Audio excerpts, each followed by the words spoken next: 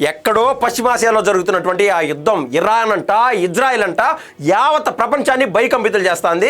ఇప్పటికే ప్రపంచ దేశాలు ఆయా దేశాల్లో ట్యాక్స్ రూపంలో ప్రతి వస్తువు పైన ధరలు పెంచేస్తున్నారు. అయితే ఇవాటి రోజున భారతదేశ ప్రభుత్వం తీసుకున్నటువంటి ఒక నిర్ణయం, పెట్రోల్ పైన ₹3, డీజిల్ పైన ₹3.29 పెంచడం జరిగింది. అయితే కోతికి కొబ్బరి చిప్ప దొరికిన చందాన ఆంధ్ర రాష్ట్ర మాజీ ముఖ్యమంత్రి వైఎస్ జగన్మోహన్ రెడ్డి అండి హిస్ సోషల్ మీడియా బ్యాచ్ ఈ నెపం మొత్తం కాస్త నారా చంద్రబాబు నాయుడు ఏపీ ముఖ్యమంత్రిపై నెట్టేటువంటి ప్రయత్నం చేస్తున్నారు. వాళ్ళకు ఉన్నటువంటి సోషల్ మీడియాతో పాటు సాక్షి మీడియాను కూడా అగ్నికి ఆజ్యంగా తోడు చేసి ప్యూర్ ఫ్యాక్ట్స్ ఒకసారి మాట్లాడేటువంటి ప్రయత్నం చేద్దాం. రెండు రాష్ట్రాలు అటు తెలంగాణ ఇటు ఆంధ్ర విడిపోయిన తర్వాత ఆంధ్ర రాష్ట్ర మొట్టమొదటి ముఖ్యమంత్రి నారా చంద్రబాబు నాయుడు గారి యొక్క పరిపాలనలో 2014 మొదలు 2019 వరకు భారతదేశంలోని మిగిలిన రాష్ట్రాలతో పోలిస్తే ఆంధ్ర రాష్ట్రంలో ఉన్నటువంటి పెట్రోల్ రేట్లు ప్రతి లీటర్ పైన ₹2 తక్కువే.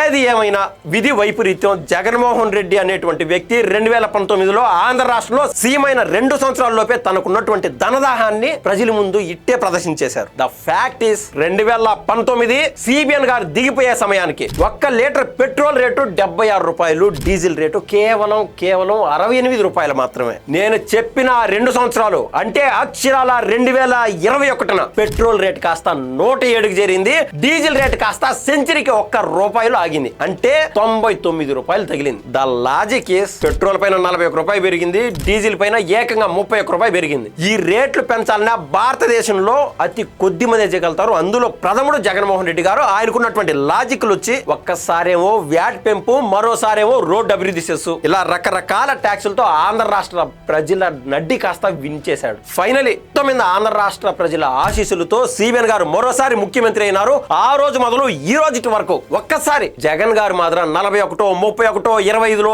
50లో అంటూ ఒక్కసారి ఆలోచన చేయకుండా ఏ ₹2 ₹1.5 కూడా పెంచకుండా ఉండడం ఆయన తప్పు, ఆయన పాపం అని ఆంధ్ర రాష్ట్ర ప్రజలకి అర్థమయ్యేట్టుగా చెప్పేవాళ్ళు లేకపోవడం విచిత్రం, విడ్డూరం.